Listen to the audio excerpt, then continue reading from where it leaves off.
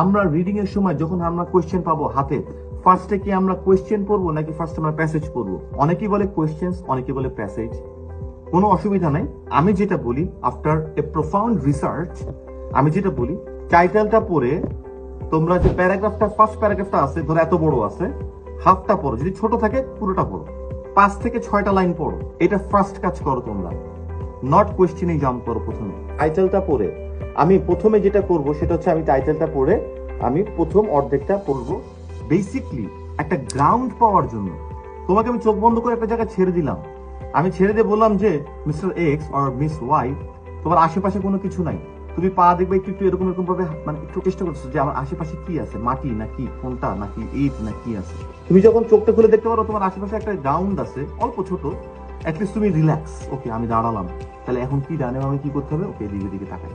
এটা না সাইকোলজিক্যাল ব্যাপার। আমাদের যেহেতু আমি এইচআর, আমাদের অনেক সাইকোলজি বই পড়তে হয়েছে, প্লাস আমার এটা পছন্দ। তো ব্রেন কিভাবে ফাংশন করে, ব্রেন কিভাবে নেয়, কোনটা কাকে কিভাবে মুখস্থ করাতে হবে, কোনটা কাকে কিভাবে ট্রেন আপ করাতে হবে, একটা জিনিস যেটা চেঞ্জ, যেটা নিতে যাচ্ছে না সেটা কিভাবে মানুষ নিতে পারে, এই জিনিসগুলো না আমি মানে মোটামুটি পড়াশোনার মধ্যে আছে। সো এটা আমি তোমাদেরকে বলবো, ফার্স্টে যেটা করতে হবে সেটা হচ্ছে তুমি প্যাসেজের অর্ধেকটা পড়ে তুমি ভাইবটা নিবা যে তুমি বেসিক্যালি এটাতে কি বলতে যাচ্ছ বা কি কথা বলা হবে।